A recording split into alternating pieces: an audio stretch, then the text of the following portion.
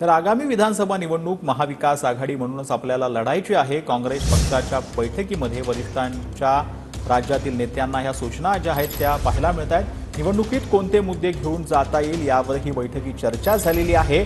जाहीरनाम्यामध्ये कोणते मुद्दे घेता येतील यावर देखील बैठकीत चर्चा झाली। लोकसभेप्रमाणे राज्यात विधानसभा निवडणूक आपल्याला जिंकायची आहे अशा सूचना ज्या आहेत त्या काँग्रेसच्या वरिष्ठ नेत्यांनी महाराष्ट्रातील नेत्यांना दिल्या आहेत।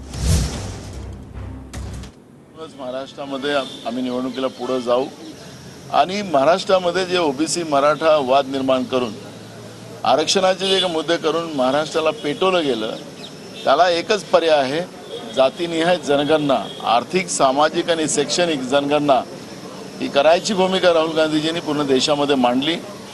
तोच विषय घेऊन आम्ही या आरक्षणाचे प्रश्न जे भाजपने भडकवून ठेवलेले महाराष्ट्रामध्ये जाती जातीमध्ये वाद निर्माण करून ठेवलेला आहे, हे सगळे मुद्दे घेऊन आम्ही जनतेच्या समोर जाऊ।